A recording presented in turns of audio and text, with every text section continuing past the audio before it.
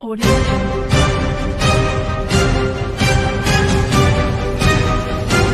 नमस्कार, आप देख रहे हैं क्राइम जंक्शन। ईंट भट्टा मालिक 10 नवंबर को दिल्ली के रामलीला मैदान में धरना प्रदर्शन करेंगे, जिसमें प्रतापगढ़ जिले से 50 भट्टा मालिक भाग लेकर अपनी मांगों को केंद्र सरकार तक पहुंचाने का काम करेंगे।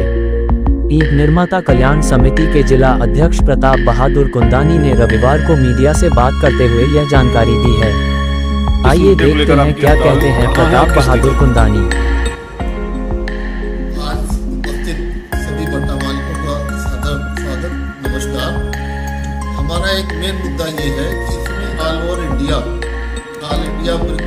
फेडरेशन और उत्तर प्रदेश ईंट निर्माता समिति के आह्वान पर पूरे भारतवर्ष में धरना प्रदर्शन दिल्ली रामलीला ग्राउंड के 10 नवंबर को रखा गया है, जिसमें पूरे भारतवर्ष के ईंट भट्टे वाले आएंगे।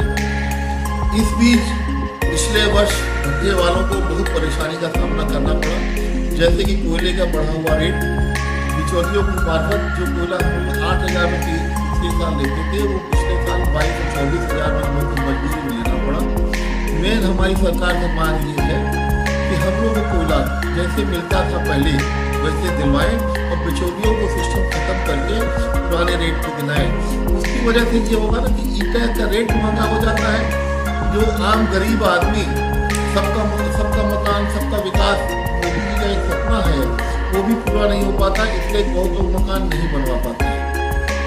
दूसरा, तमाम भट्टे ऐसे हैं जो टैक्स नहीं देते। अब वो चाहे किस अधिकारी की वजह से मिले हुए हों, किसकी वजह से मिले हों, ये जानकारी नहीं है, लेकिन उसके वजह से सरकार का राजस्व कम कलेक्शन होता है।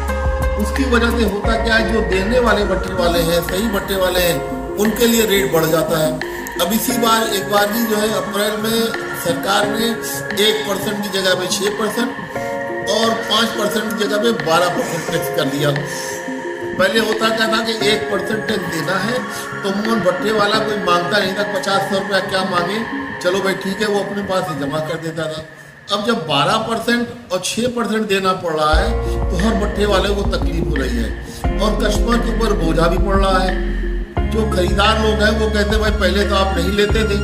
अब उनको कितना समझाया जाए कि भाई ये सरकार का नियम है, सरकार का है, लिख के देते हैं हम लोग, बाकायदा उनको कैश प्रोमो देते हैं, लेकिन उसके बावजूद उनके दिमाग में नहीं है। प्लस तीसरी चीज ये है कि हम लोग रॉयल्टी जमा करते हैं, खनन जमा करते हैं, लेकिन उसके बाद भी जेसीबी से खुदाई हम लोग को नहीं दी जाती। जगह जगह परेशानी होती है। होता क्या है कि आजकल हर लेबर पहले जैसा हिम्मती नहीं है, पहले जैसा काम करने वाला नहीं है। वो चाहता है वो खुदी हुई मिट्टी मिले, तो जेसीबी से उनको मिट्टी खोद के देनी पड़ती है। इसलिए जेसीबी भट्टे पर रखना जरूरी है और जेसीबी चलाना जरूरी है। लेकिन अब वो नामालूम किन कारणों से शासन द्वारा निर्देशित तो किया गया, लेकिन उसके बावजूद पूरा उसका नहीं हो पाता। जगह जगह हर क्षेत्र में, चाहे तो वो कुछ पत्रकार बंधु हो, चाहे वो पुलिस डिपार्टमेंट हो, चाहे अधिकारी वर्ग हो, वो सब कुछ न कुछ तो भट्टे वाले खिलाफ शोषण करने पे लगे रहते हैं। ये कई मांगे हैं जो हमने अपने मांग पत्र में लिखी हुई है। इसी को लेके हम लोग दिल्ली में धरना प्रदर्शन कर रहे हैं।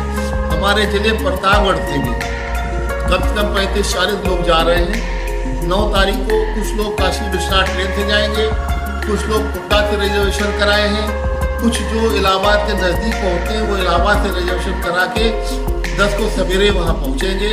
कुछ 3-4-5 कारों से यहाँ से लोग जाएंगे, जो कि वहाँ पहुँच के 10 को प्रदर्शन में शामिल होंगे और 10 को शाम को ही 11 को वहाँ से वापस आएंगे। अभी हो सकता है कि अभी तक तो हमारी 35-40 की संख्या है, हो सकता है कि संख्या और बढ़ जाए। मैं चाहूँगा कि प्रतापगढ़ जनपद के और भट्टा स्वामी ये इसमें एक होके और तादाद अपनी बढ़ाएं और वहाँ अपने को शुरू करें। आपका नाम? मुझे प्रताप बहादुर कहते हैं। मैं अध्यक्ष प्रतापगढ़ ईंट निर्माता कल्याण समिति का अध्यक्ष हूँ। मेरे बगल में अबरार अहमद बैठे हुए हैं जो महामंत्री हैं। ये प्रतापगढ़ ईंट निर्माता कल्याण समिति के महामंत्री जी हैं। मेरे बगल में हेमंत गुदनानी बैठे हुए हैं जो मेरा पूरा व्यापार देखते हैं। आजकल मेरी तबीयत ठीक रहती नहीं, जिसकी वजह से मैं बहुत कम निकल पाता हूँ। मेरा पूरा व्यापार मेरा भी टाइम दिखता है और इसीलिए मैं उसको लगभग अपने साथ ही लेके चलता हूँ कि कोई दिक्कत हो तो अपना समझता रहे जो बात है।